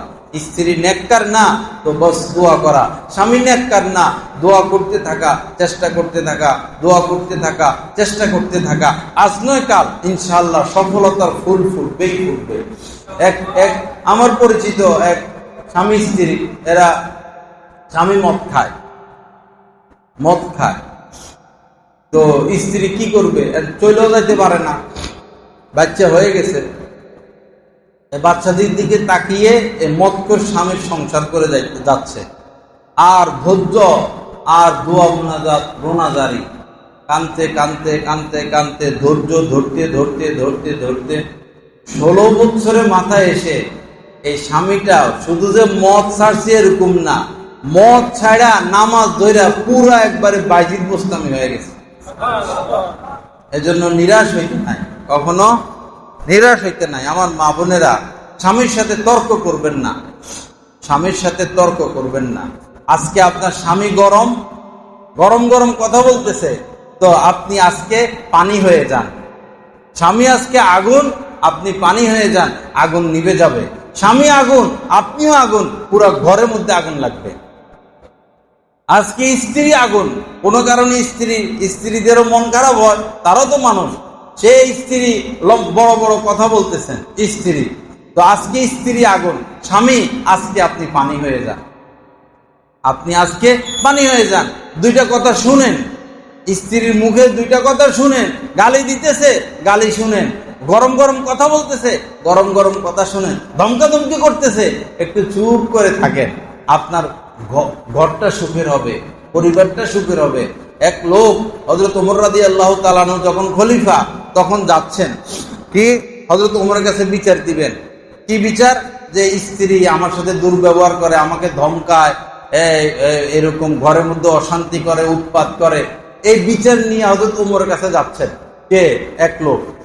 পরে হযরত ওমর রাদিয়াল্লাহু তাআলা আনহুর ঘরের কাছাকাছি যাওয়ার পরে এই লোকে শুনতেছে হযরত ওমরের স্ত্রী হযরত ওমরকে ধমকাইতেছেন। হযরত ওমরের স্ত্রী ওমরকে, এই তুমি এটা করো না, তুমি সেটা করো না, তোমার এই হয়েছে, তোমার এই হয়েছে। যারা দেখলে কে ভাগে? শয়তান ভাগে। যারা দেখলে শয়তান ভাগে। যারা দেখলে পৃথিবীর রাজা বাদশাদের শরীরে কম্পন এসে যায়, যাকে দেখলে দুশ্মন পলায়ে চলে যায়, তার সাথে উচ্চ বাক্য কে করতেছে? স্ত্রী করতেছে। পরে এই লোক আবার কয়, তওবা আস্তাগফিরুল্লাহ, কই আইলাম। এই লোক রওনা হইছে, চলে যাইতেছেন। পরে হযরত ওমর পিছন থেকে ডাক দিয়েছেন, কি হইলো ভাই, আসো আসো, কি হয়েছে, চলে যাচ্ছ কেন? পরে বলতে রাজি নেই, কয় কি বলতাম, আসছিলাম তো আমার স্ত্রী আমার সাথে তো একটু গরম গরম কথা বলে, ভাবলাম আপনার কাছে বিচারটা দেই। আপনি যদি আমার স্ত্রীকে দুইটা কথা বলেন, হয়তো সে কি হবে, ঠান্ডা হবে। এখন দেখি এখানেও হেই কাম, এখানেও কি, আমি একটু কথা এদিক সেদিক মিলে বলতেছি আর কি, এখানেও সেটাই চলতেছে। পরে হযরত ওমর বললেন, দেখো আমার স্ত্রীর কারণেই তো আমি এই খেলাফতের দায়িত্ব পালন করতে পারতেছি। আমার স্ত্রী যদি আমাকে সহযোগিতা না করতেন, তা আমি তো এই খেলাফতের দায়িত্ব পালন করতে পারতাম না। আমার স্ত্রী আমার খানা পাকায়, আমার স্ত্রী আমার জামা কাপড়গুলো ধুয়ে দেয়, আমার স্ত্রী আমার সন্তানগুলোকে লালন পালন করতেছে, আমার স্ত্রী আমার ঘরটা গুছিয়ে রাখতেছে। যদি এই বড় বড় দায়িত্বগুলো স্ত্রী পালন না করতেন, তা আমি তো সিংহাসনে বসে রাষ্ট্র পরিচালনা করতে পারতাম না। যার দ্বারা আমি এত উপকার পাচ্ছি, যে স্ত্রীর দ্বারা এত উপকার পাচ্ছি, সে দুই চারটা কথা বললে শুনে থাকা কি উচিত না? সে দুই চারটা কথা বললে আমার কি উচিত না শুনে থাকা? তো এই জন্য কখনো যদি স্ত্রী দেখেন যে গরমা গরমি, তখন আপনারা স্বামীরা কি থাকবেন? ঠান্ডা থাকবেন, ধৈর্য ধরবেন, গায়ে হাত তুলবেন না কখনো। স্ত্রীদের গায়ে কখনো হাত তুলতে নাই, কারণ তার সাথে তো আপনার আবার যাইতে হবে, তার কাছে তো আবার যাইতে হবে, তখন তো লজ্জার বিষয়। একটু আগে হাত তুললেন, এখন আবার তার কাছে গেলেন। হাত না তোলা, বোঝানোর চেষ্টা করা, ধৈর্য ধরা, বোঝানোর চেষ্টা করা, ধৈর্য ধরা, স্ত্রীদের কাজে সহযোগিতা করা, স্ত্রীদের কাজের প্রশংসা করা। রান্না বান্না করলে বলবেন খুব মজা হয়েছে। কি হয়েছে? খুব মজা হয়েছে। একটা জামা পরছে, তো ভালো না দেখাইলেও বলবেন যে খুব ভালো দেখাইতেছে। স্ত্রী কালা, স্ত্রী বুড়ি হয়ে গেছে, স্ত্রীর ব্যবহার খারাপ, চেহারা পছন্দ হয় না, আচরণ পছন্দ হয় না, মনের কথা মনে রাখেন, মনের কথা মনে রাখেন, প্রকাশের দরকার নাই। বলবেন তোমার খুব সুন্দর দেখা যাচ্ছে, তোমারে খুব সুন্দর দেখা যাচ্ছে, এরকম পাকশাক করলো, খানা খুব মজা হয়েছে। যদি এইভাবে তার সাথে ভালো আচরণ করা যায়, দুনিয়া তো আল্লাহ আপনাকে মাহরুম করবেন না, আখেরাতেও মাহরুম করবেন না। দুনিয়াতে কিভাবে মাহরুম করবেন না? আপনার সন্তানেরা নেক হবে, আপনার সন্তানেরা নেক হবে। এই স্ত্রীর কারণে আপনার রিজিকের মধ্যে বরকত হবে, এই স্ত্রীর কারণে বাইরে আপনার সুনাম হবে, সুখ্যাতি হবে। আর কতক্ষণ বয়ান? তারিখ বিষয় আসছে, তো একটু সমাধানে যাই। ভারতবর্ষে এক বড় আল্লাহর ওলি ছিলেন, সম্ভবত উনার নাম মির্জা মাজার জানা এরকম হইতে পারে। অনেক বড় আল্লাহর ওলি। তো একদিন শায়েকে খানকা থেকে বাসায় পাঠাইছে যে আমার খানা নিয়ে আসো। খাদেমকে পাঠাইছেন যে বাসা থেকে আমার খানা নিয়ে আসো। তো খাদেম গেছে বাসায়, যাই বলতেছেন হযরত বলছেন খানা দিতে আমি খানকা থেকে আসছি। হজরত বলছে না, হজরত আবার কি, একটা শুয়োর রে হজরত কস, এটার মতো বদমাশ, এটার মতো খারাপ, এটার মতো নষ্ট এই পৃথিবীতে এরকম মানুষ আছে? হজরত হজরত কইতে আইছে, কারে গালি দিতেছে? স্বামীরে গালি দিতেছে। তো যারে পাঠাইছে এ হইল পাঠান। পাঠান কিসিমের তলোয়ার বাইর করছে। আমার শায়েক রে, আমার পীর ও মুর্শিদকে গালি দেয়া, কল্লা আজকে শরীরের মধ্যে কল্লা রাখবো না, মাথা দ্বিখণ্ডিত করে ফেলবো। পরে আবার মনে পড়ছে যে আরে তো আমার শায়েকেরই তো স্ত্রী, উনি যদি পীর হয়, উনি হচ্ছেন আমার পীর মা, আমি কেমনে তার কল্লা কাটবো? বহু কষ্ট স্বীকার করে খানা নিয়া খানকায় গেছেন, মন খারাপ, চেহারা কালো। পরে শায়েকে বুঝছেন ব্যাপারটা, বুঝা পরে ডাকছেন, কি হয়েছে বলো। তো বললো, এরকম মহিলার সাথে আপনি ঘর করেন? আপনি এরকম মহিলার সাথে ঘর করেন? আমি বললাম যে শায়েককে খানা দেন। শায়েক শব্দ শোনার পরে উনি তেলে বেগুনে সেইটা কি অশ্লীল ভাষা আপনাকে গালিগালাজ করলো, কেমনে তার সাথে আপনি ঘর করেন, সংসার করেন? পরে শায়েক বলল যে দেখো, এই স্ত্রীর সাথে ঘর করি, এই জন্যই তো আল্লাহ পাক আমার সম্মানে তো বাড়াইয়া দিচ্ছে, এই জন্যই তো হাজার হাজার মানুষ আমার থেকে দিন শিখতেছে, হেদায়েত পাচ্ছে। আমি তার অত্যাচারের উপর ধৈর্য ধারণ করি, এই কারণে তো আমার এত মর্যাদা। এজন্য এই স্ত্রী ঘর সংসারের ক্ষেত্রে ধৈর্য ধরতে হবে, ঘর সংসারের ক্ষেত্রে ধৈর্য ধরতে হবে। আপনি, আমার এক দোস্ত বিয়ে করতেছে, তো বিয়ের দিন আমি তাকে বলছিলাম যে তুমি পাথর কামড়াইয়া খাইবা, বুঝাইবা যে সিদ্ধ আলু খাইতেছ। পাথর চিবাইয়া খাইবা, বুঝাইবা কি সিদ্ধ আলু খাচ্ছ। তাহলে পারিবারিক জীবনে তুমি সুখী হইবা, তাহলে পারিবারিক জীবনে তুমি সুখী হইবা। অনেক ধৈর্য ধরতে হবে একজন স্বামীকে পারিবারিক জীবনে। আল্লাহ আমাদেরকে সেই মাকাম দান করেন। মা বোনেরা যারা আছেন, স্বামীর সাথে কখনো তর্ক করবেন না। স্বামী বাসায় আসার আগে একটু পরিপাটি থাকবেন। স্বামী বাসা আসার আগে ঢাকা থেকে আসবে, ভালো জামাটা পরবেন, প্রয়োজনে আবার গোসল করবেন, প্রয়োজনে সুগন্ধি ব্যবহার করবেন, একটু সেজে গুজে পরিপাটি থাকবেন। মা বোনেরা এমন ভাবে থাকবে কখনো যেন তাদের শরীর থেকে দুর্গন্ধ না আসে, মুখ থেকে দুর্গন্ধ না আসে, দাঁতগুলো যেন শিলার মতো ধবধবে সাদা থাকে, দাঁতগুলো যেন সাদা থাকে, চুলগুলো যেন পরিপাটি থাকে, পোশাকটা যেন পরিষ্কার থাকে, শরীরটা যেন পরিষ্কার থাকে, জামাটা যেন পরিষ্কার থাকে। প্রয়োজনে মা বোনেরা 2 বার গোসল করবে।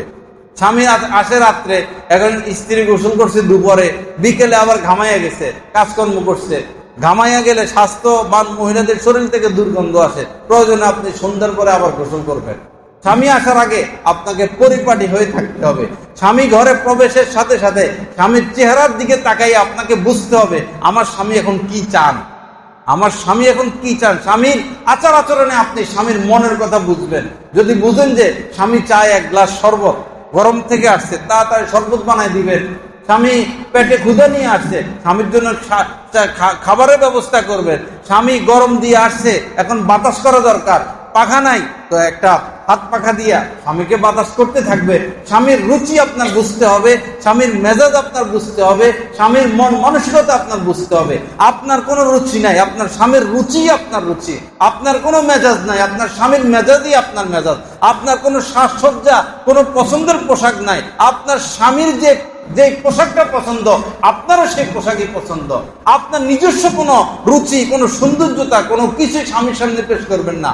স্বামীর সাথে আপনি একাকার হয়ে যান, স্বামীর সাথে আপনি একাকার হয়ে যান, তখন আপনাদের স্বামী স্ত্রীর সংসারটা জান্নাতি সংসার হয়ে যাবে। স্বামী স্ত্রীর সংসারটা জান্নাতি সংসার হয়ে যাবে। আল্লাহ আমাদেরকে আমল করার তৌফিক দান করেন, আল্লাহ পাক সহিহ বুঝ দান করেন।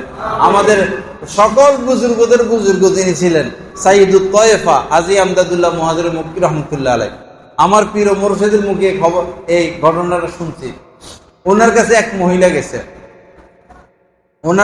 মহিলা গেছে, যাই বলতেছে যে আমাদের স্বামী স্ত্রীর মধ্যে সারাদিন ঝগড়া, কোনো মিল নাই, মহব্বত নাই, ভালোবাসা নাই, ঝগড়া ফাসাদ এগুলো। আপনি একটু পানি পড়া দেন যেন আমাদের ঘরের মধ্যে কি আসে, শান্তি আসে। পরে হাজী আমদাদুল্লাহ মুহাজির মক্কি রহমতুল্লাহ আলাইহি, বুজুর্গ মানুষ, আল্লাহর ওলি মানুষ, সাহেবে নিসবত মানুষ, বিসমিল্লাহ পড়েও পানিতে ফু দেয় নাই, এমনি একটু পানি দিয়ে দিছেন। বিসমিল্লাহ পড়েও ফু দেয় নাই, এমনি একটু পানি দিয়ে দিছেন। বলছেন যখন দেখবে তোমার স্বামী আসতেছে মুখের মধ্যে পানি নিয়ে বসে থাকবা, এটা অনেক দামি পানি, অনেক গুরুত্বপূর্ণ পানি, অনেক মূল্যবান পানি, পানি অপচয় করা যাবে না, এই পানির কদর করবা। যখনই দেখবে স্বামী আসতেছে মুখের মধ্যে পানি নিয়ে বসে থাকবা, পানি ফালাইবাও না, খাইবাও না। যখন দেখবা স্বামী ঠান্ডা, এই পানি খেয়ে ফেলবা। আবার যখন দেখবা যে তোমার স্বামী গরমাগরমি শুরু করছে, রাগারাগি শুরু করছে, আবার যাই একটু পানি মুখে নিয়ে এই মুখের মধ্যে পানি নিয়ে বসে থাকবা। আসলে এটা পানি পড়া নাকি সাধারণ পানি? সাধারণ পানি।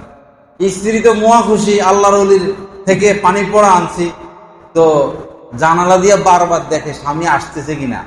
পরে দেখতেছে যে স্বামী আসতেছে, একটু পানি মুখে নিয়ে বসে রয়েছে। এখন স্বামী আইসে ঘরে ঢুকার আগে শুরু করছে, এই দরজার সামনে ঝাড়ু এটা রাখছো, রাস্তাঘাট অপরিষ্কার। স্বামীরও ব্যবহার খারাপ, স্ত্রীর ব্যবহার খারাপ। যাই হোক, দরজা খুলছেন, স্বামী বকাবকি অব্যাহত। অন্যদিন তো স্বামী একটা বললে স্ত্রী একটা বলে, স্ত্রী একটা বলে স্বামী আর একটা বলে। আজকে শুধু এক হাতে কি তালি বাজে? আজকে এক পক্ষ কে বলতেছে? শুধু স্বামী বলতেছে, স্ত্রীর মুখে তো কি পানি। 2-4 মিনিট বকাবকি করে স্বামী একটু তাকায় তাকায় দেখে কি ব্যাপার, আজকে কিছু বুঝতেছি না, কোনো জবাব আসতেছে না। এখন একা একা কতক্ষণ আর বকাবকি করব। পরে আচ্ছা চুপচাপ হয়ে গেছে। পরে স্ত্রী পানি গোপনে গোপনে খাইয়ে ফেলছে, খাইয়া ভাতটা দিছে। পরে কোনো কারণে আবার ঝগড়া শুরু হয়েছে, শোয়ার আগে দিয়া ঝগড়া শুরু হয়েছে। আর স্ত্রী চুপচাপ উঠে আইসা পানি লুকিয়ে রাখছে, একটু পানি মুখে নিয়ে আবার স্বামীর কাছে গেছে। স্বামী তো বকাঝকা করতেছে, 24 ঘন্টা কামই তো এটা। এখন আবার একটু একটু তাকায় তাকায় দেখে যে স্ত্রী কি নাই, কোনো সারা শব্দ নাই। পরে লজ্জা পাইছে, পাইয়া ঠান্ডা হয়ে গেছে। উনি পানি পড়া দেওয়ার সময় বলছে 1 সপ্তাহে পানি ব্যবহার করবা। কয় সপ্তাহ? 1 সপ্তাহ। এখন একদিন ব্যবহার করার পরেই দেখলো যে সমস্যা 16 আনার মধ্যে 15 আনাই কি 15 আনাই শেষ। পরে একদিনের মাথায় স্বামী মুসকি মুসকি হাসে, কি ব্যাপার তোমার মধ্যে এত পরিবর্তন? এবং স্ত্রীও মুসকি মুসকি হাসে। আসলে ব্যাপারটা তো সেটা যে এত বড় আল্লাহর ওলির থেকে কি আনছি? পানি পড়া আনছে। আসলে কি পানি পড়া? আসলে এমনি একটু পানি। 2 দিনের মাথায় যে ঘরে দিন ও রাত ঝগড়া চলতো, 2 দিনের মাথায় এখন কি নেই, কোনো ঝগড়া নাই। কিসের বরকত? চুপ থাকার বরকত। কিসের বরকত? চুপ থাকার বরকত। এক সাহাবী এসে বলতেছেন, ইয়া রাসূলুল্লাহ আউসিনি, হে আল্লাহ রাসূল আমাকে কিছু নসিহত করেন, আমাকে কি করেন? কিছু নসিহত করেন। নবীজি বললেন যে লা তাগজাব, একটা নসিহতই করছেন, কি করো না? রাগারাগি করো না, মাথা গরম করো না, লা তাগজাব।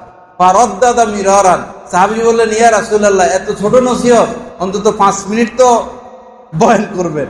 আমি যদি আইসে এখানে বলতাম যে লা তাগজাব, কেউ রাগারাগি করবেন না, এরপরে যদি আমি আর ওয়াজ না করে চলে যাই, আপনারা মানবেন এটা? যে এত বরুয়ের থেকে হুজুর আসলো, আইসা শুধু বললো লা তাগজাব, রাগারাগি করেন না, এটা কি কেউ মানবো? কিন্তু এক কথার মধ্যে কত কথা আছে, হাজার কথা আছে। নবীজির জামিউল কালাম ছিলেন নবীজি, এক কথার মধ্যে হাজার কথা। সাহাবী বললেন যে আরো কিছু নসিহত করেন। নবীজি একই কথা, লা তাগজাব লা তাগজাব, কি করো না? রাগ করো না, রাগ করো না। বাবা, সংসার জীবনে আমার মা সুখী হতে চান, রাগারাগি করবেন না। স্বামীরা সুখী হতে চান, রাগারাগি করবেন না। ব্যবসায়ী ব্যবসার লাইনে সুখী হতে চান, রাগারাগি করবেন না। শিক্ষক শিক্ষকতার ক্ষেত্রে আপনি সফলতা চান, রাগারাগি করবেন না। কি করবেন? ধৈর্যশীল হবেন। ইন্নাল্লাহা মাআস সাবিরিন, আল্লাহ পাক ধৈর্যশীলদের সাথে আছেন। আল্লাহ পাক কাদের সাথে আছেন? ধৈর্যশীলদের সাথে আছেন। আমরা ধৈর্য ধরবো, সর্ব হালতে আমরা ইনশাআল্লাহ মদদ পাইতে থাকবো। আল্লাহ পাক জাল্লা জালালুহু যা কিছু আলোচনা হলো, আমাদের সবাইকে কথাগুলোর